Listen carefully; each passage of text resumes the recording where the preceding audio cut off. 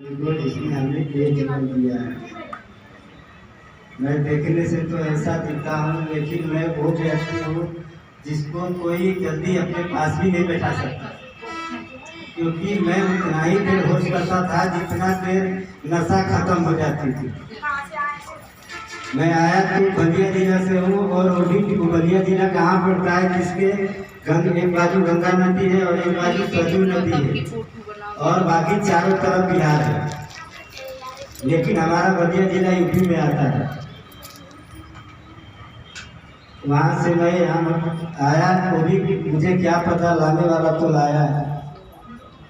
मैं वो व्यक्ति दारू पीता था कि मैंने कोई 2 पौवा 4 पौवा 6 पौवा दारू पीता, इससे ज़्यादा कोई नहीं पीता है, लेकिन मैं 24 पौवा 25 पौवा दारू पी जाता था।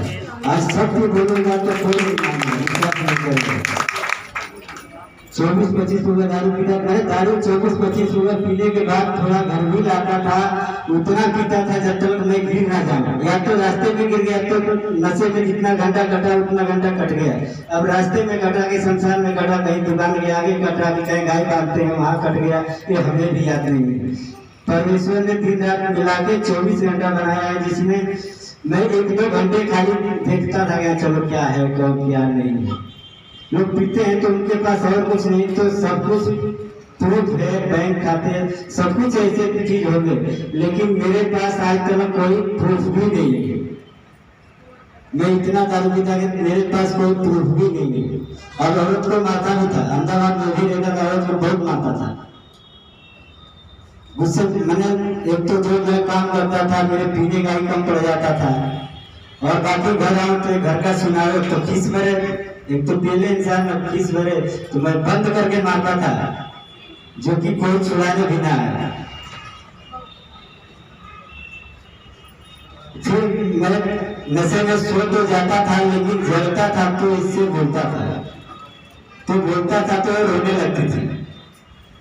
जब रोने लगती थी तो मेरे को दया आती थी, तो मैं बोलता था जाने तो गलती हो गई, जब उसकी मर्जी होगी तो छुड़ाएगा।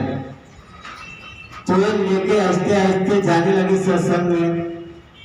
दीदी भी मैं अभी आदत थी मैं 24 घंटा दारू पीता था, और दारू पी के जाऊँ तो दीदी भी गुस्सा होती थी। मैं बैठता था ऐसे ही सबसे पीछे थे, वो थोड़ी देर बैठता भाग जाता है। आज ये जीवन ममता दीदी के हाथ रख देने से ये जीवन मिल गया है। जीवन मिला है तो ये जीवन उनके लिए प्रदान करता हूँ, कभी भी हमें कहीं जाने के लिए तैयार है। गांव में मेरी स्थिति ऐसी थी कि दारू के चक्कर में कम से कम 15-20 लोगों से मैं पैसा लिया था पीने के लिए, किसी से 1000, किसी से 2000, किसी से 4000, किसी से 5000। वो पैसा और 15 साल से तो महंगाई हो गया था। 8 में पढ़ा था, 8 साल 8 के बाद मेरे पिताजी तो 1 साल का था तभी गुजर गए थे। बाकी बच्चे 4 भाई तो 8 में पढ़ता था, पढ़ाई छुड़ा के मेरी शादी कर दिए थे कि शादी कर दो अलग अलग हो जाएंगे, अपने तो सुखी हो जाएंगे। मैं कहीं बाहर भी नहीं देखा था, और शादी में फंसा माँ भी गुजर गई, और बीच का 15 साल मेरा जीवन गया सिर्फ दारू में निकल गया।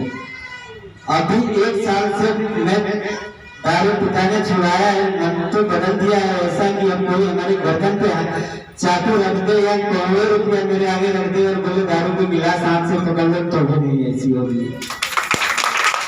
अभी मैं यहाँ 4-5 महीने पहले यहाँ आया था, कौन सी जगह थी ये तो पता नहीं है, लेकिन यहाँ से आने के बाद जब मैं गया हूँ तो 4-5 महीने में एक दिन भी मेरे पास किसी चीज की तकलीफ नहीं आई। इतने दिन में 1 घंटे के लिए भी मेरे पास कोई तकलीफ नहीं आई तो एक क्या शरीर में फोड़ा जैसा आया, फोड़ा आया, लेकिन उसको भी अभी वो भी फोड़ा मेरे शरीर में है। मैं गोवा था, जितना दान किया उतना पिता ने दिया। हमें काम तो ऐसे 32 दिन ही में किया था, राहत 60 दिन, लेकिन 32 दिन काम किया। 32 दिन में परमात्मा ने मुझे खा पी के 55,000 रुपया दिया।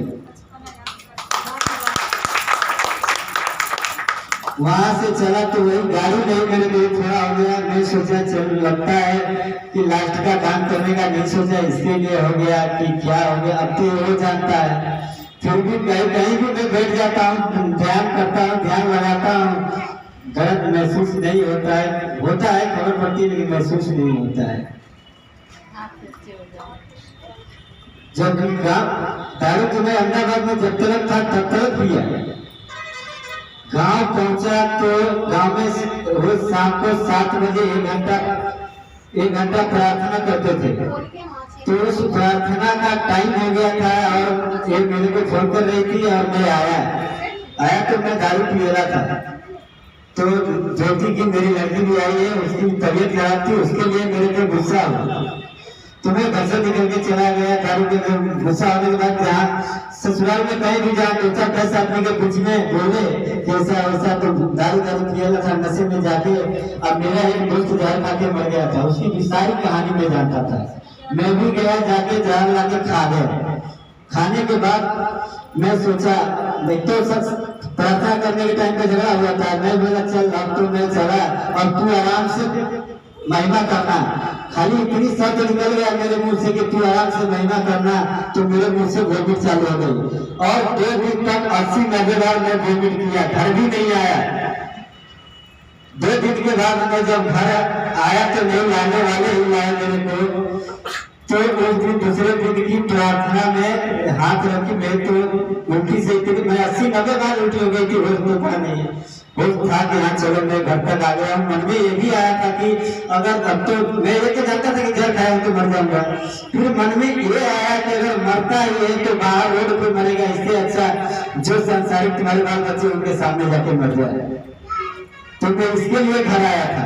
लेकिन उसी दिन प्रार्थना के टाइम पे हाथ रखी और बोली तो कुछ नहीं, मेरी हालत देख के सब लोग बचने का संभावना नहीं था। तो उस दिन रात को मैं बच गया तो मुझे विश्वास हो गया कि जब वो नहीं मारेगा तो मुझे जाल वगैरह नहीं मार सकता। उसी चीज से मैं बोला पिता का कार्य करूंगा।